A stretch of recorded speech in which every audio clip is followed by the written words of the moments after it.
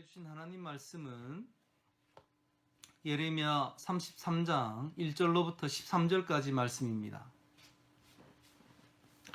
예레미야 33장 1절로부터 13절까지 말씀, 우리 다 같이 한 목소리로 봉독하겠습니다.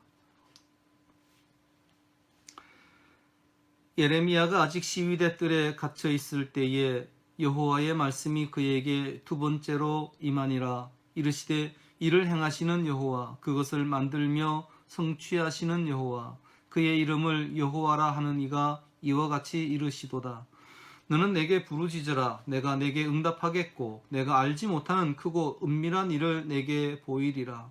이스라엘의 하나님 여호와께서 말씀하시니라. 무리가 이 성읍의 가옥과 유다 왕궁을 헐어서 갈대아인의 참호와 칼을 대항하여 싸우려 하였으나 내가 나의 노여움과 분함으로 그들을 죽이고 그들의 시체로 이 성을 채우게 하였나니, 이는 그들의 모든 악행으로 말미암아 나의 얼굴을 가리어 이 성을 돌아보지 아니하였음이라.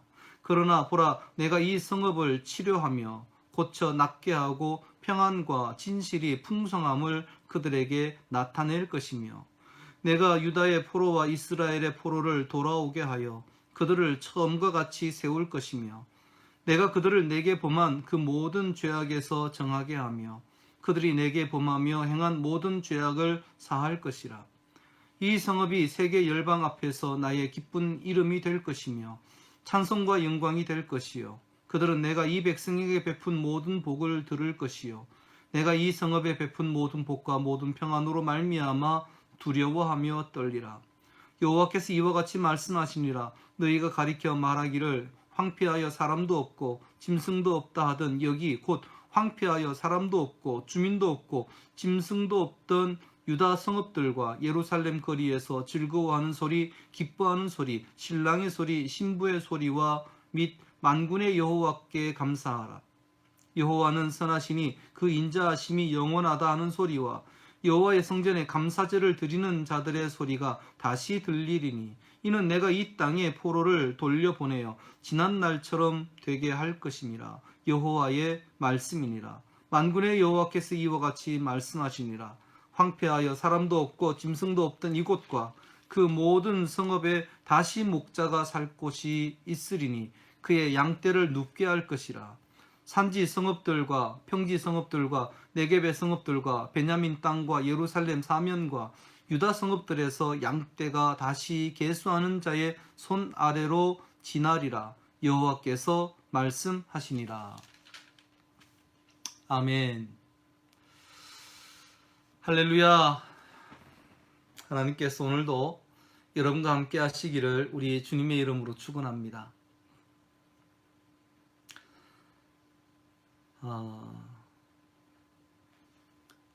제가 어릴 때 저희 부모님도 과수원을 했던 적이 있었습니다. 그때에도 이렇게 과일을 이렇게 선별을 해서 박스에 포장을 해서 이렇게 도매상에게 넘겨주는 일들을 많이 봤었는데요. 그때 엄격하게 했던 것 중에 하나는 그때 이제 배 농사를 지으셨는데 이 썩은 배가 하나가 들어가면 주변에 있는 과일이 썩기 때문에 그것을 엄격하게 선별했던 그런 기억이 납니다. 여러분도 다 알다시피 싱싱한 사과와 썩은 사과를 같이 두면 싱싱한 사과가 이 썩은 사과 때문에 영향을 받게 됩니다. 우리의 몸도 마찬가지입니다. 아무리 건강한 몸이라도 썩은 부위가 있으면 건강한 세포가 썩은 세포를 이기는 것이 아니라 썩은 세포가 건강한 세포를 점점 더 침해하게 됩니다. 그래서 하는 일이요, 썩은 사과 같은 경우에는 골라내게 되어 있고 몸 일부 가운데 썩은 것이 있다면 잘라내야만 합니다. 아무리 건강한 몸이라도 이 썩은 것을 이겨내기가 어렵습니다. 그런데 지금 유다 백성들의 모습이 어떠냐? 그 병이 심각해서 하나님께서 이 유다 백성들의 썩은 것을 도려내지 않고는 도저히 회복할 수 없는 지경이 되었던 것입니다. 더 이상 두고 볼 수가 없어서 하나님께서는 강제로 예루살렘을 향하여 수술을 시행하게 된 것입니다.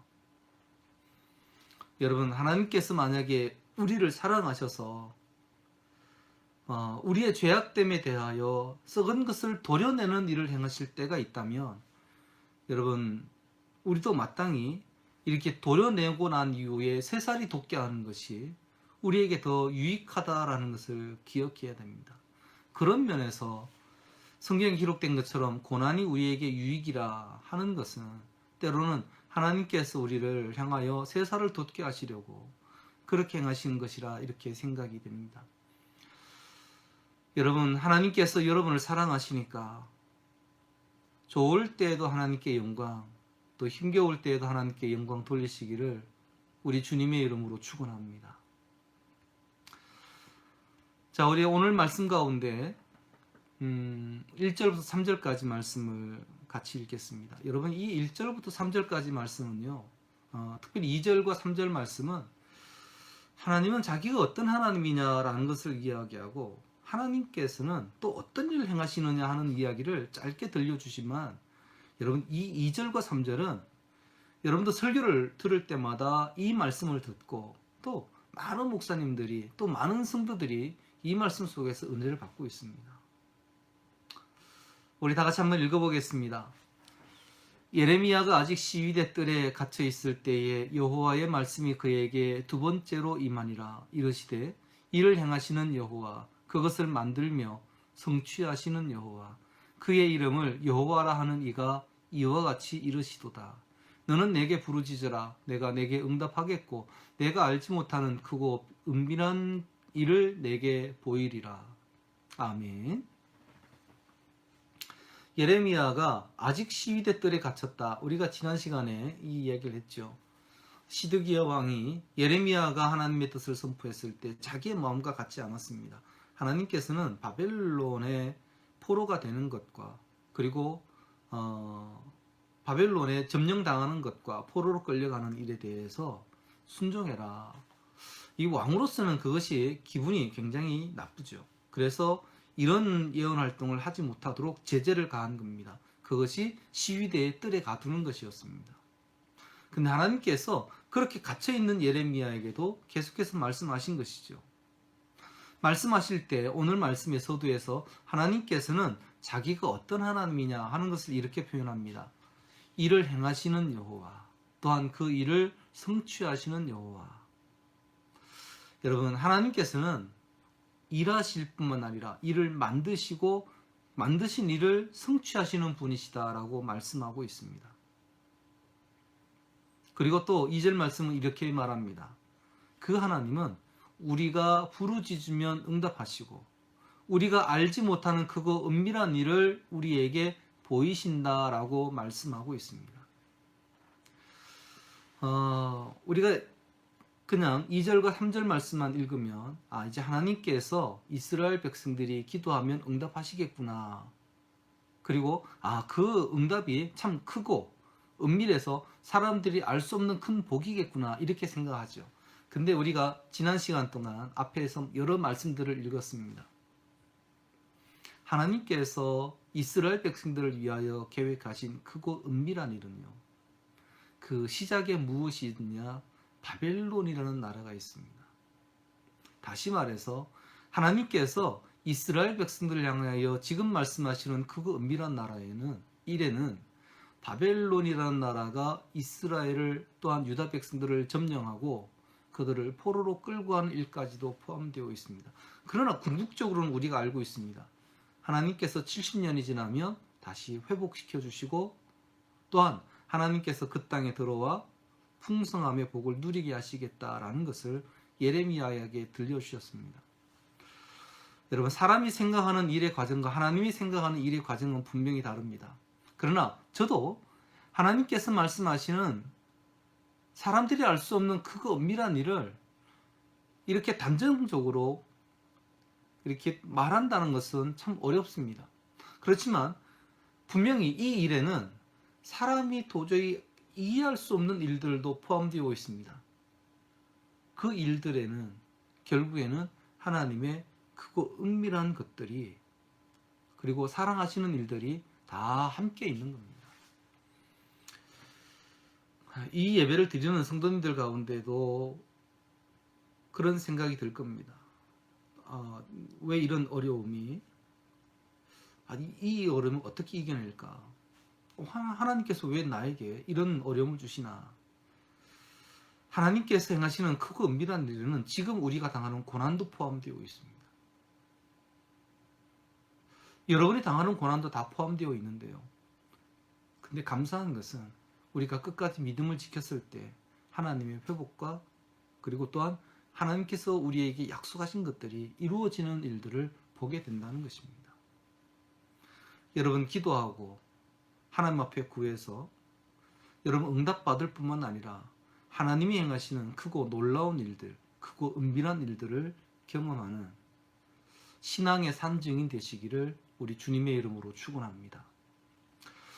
자, 우리 4절부터 9절까지의 말씀을 보면 두 이야기가 다 있습니다. 다시 말해서 하나님께서 심판하신다.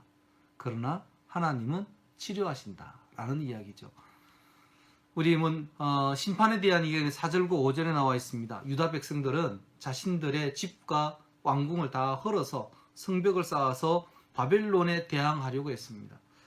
어찌 보면 의로운 행위죠. 나라를 지키려고 하는 것이니까. 그런데 그들이 깨닫지 못하는 것들이 계속 있습니다. 하나님의 진노입니다. 왜 그들에게 바벨론이라는 나라가 왔고 이런 어려움을 겪느냐? 하나님께서 진노하신 것입니다. 왜 진노하셨느냐? 유다 백성들이 하나님의 뜻을 깨닫지 못하는 것입니다. 결국 어떻게 됩니까? 그들은 오늘 말씀을 보면 유다 백성들은 수없이 많이 죽고 그들의 시체로 말미암아 성이 채워지는 이런 큰 불행을 겪게 됩니다.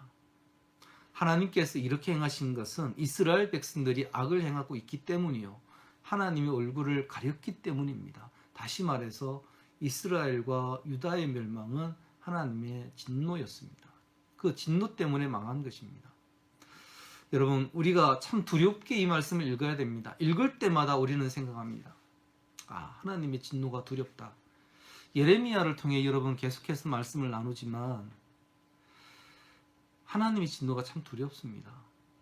지금 이 시대 우리를 향해서도 하나님께서 진노하신 것이 아닐까.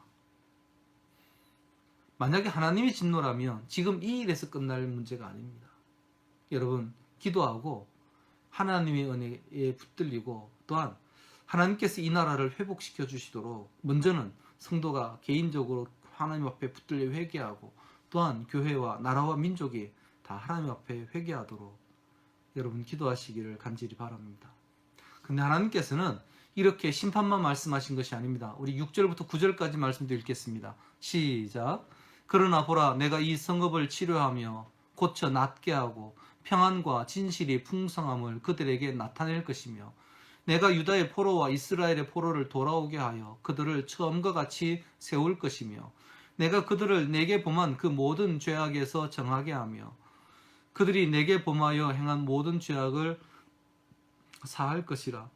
이 성읍이 세계 열방 앞에서 나의 기쁜 이름이 될 것이며 찬송과 영광이 될 것이요 그들은 내가 이 백성에게 베푼 모든 복을 들을 것이요 내가 이 성읍에 베푼 모든 복과 모든 평안으로 말미암아 두려워하며 떨리라. 아멘. 우리가 앞서 예레미야 29장 11절 말씀이죠. 우리를 향하신 하나님의 뜻은 재앙이 아니라 평안이요 미래와 희망을 주는 것이라 이렇게 말씀하셨습니다. 예루살렘의 파괴도 예루살렘의 멸망도 마찬가지입니다. 그럼에도 불구하고 하나님께서 평안을 주시기를 원하심에도 불구하고 앞서 그들에게 멸망, 재앙을 허락하신 것은 그렇게 하지 않으면 도무지 치료되지 않을 정도로 예루살렘이 부패했다는 겁니다.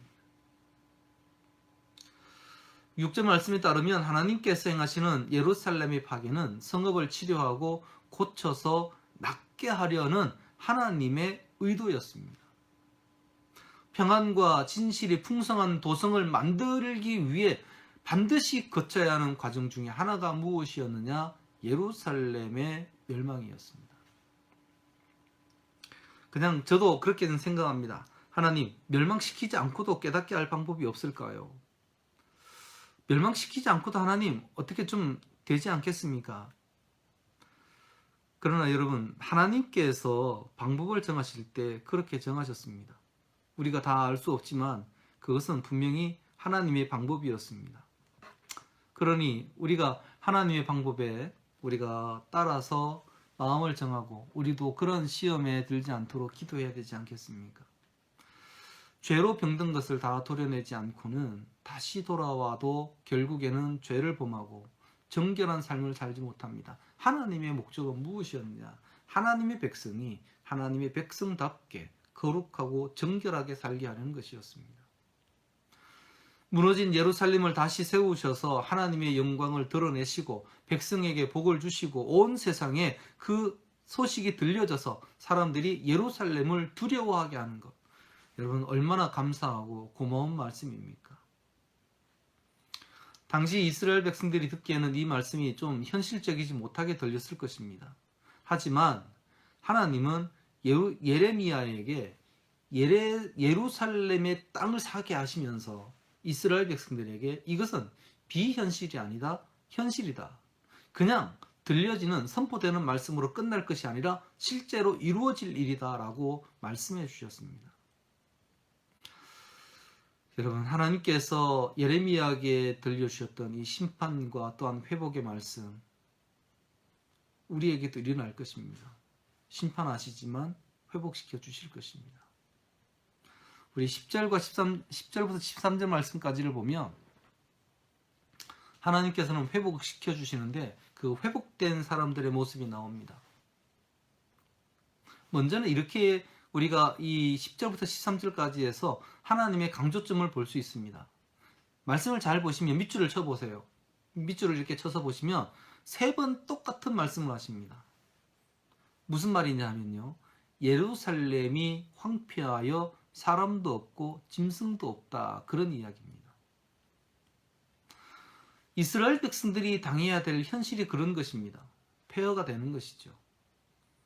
그런데 사람도 없고 황폐하여 사람도 없고 짐승도 없는 그곳이 어떻게 변하느냐? 예루살렘에서 사람들이 즐거워하는 소리를 내게 됩니다. 신랑이 신부가 웃는 소리가 들려지죠. 혼인잔치의 기쁨과 같은 기쁨이 예루살렘 땅에 가득하게 된다는 것입니다. 그리고 사람들이 다시 모여 사는 땅이 될 것이라고 말씀하십니다. 사람도 짐승도 살 수 없는 이곳에서 목자들이 양떼를 치는 중에 쉬는 자리, 다시 말해서 안전한 자리, 그리고 먹을 것이 풍성한 자리, 그리고 양들에게조차도 푸른 초원과 그리고 또한 물이 흐르는 자리가 될 것이라고 말씀하신 것입니다. 양떼가 얼마 안 되면 또 한눈에 몇 마리인지 알 수 없지만 오늘 말씀을 보면 수가 많아서 셀 수 없을 정도다라고 말합니다. 이것은요, 예루살렘의 사람들의 수가 늘어나서 수를 세어야 할 만큼 번성할 때가 온다라는 것을 말씀하신 것입니다.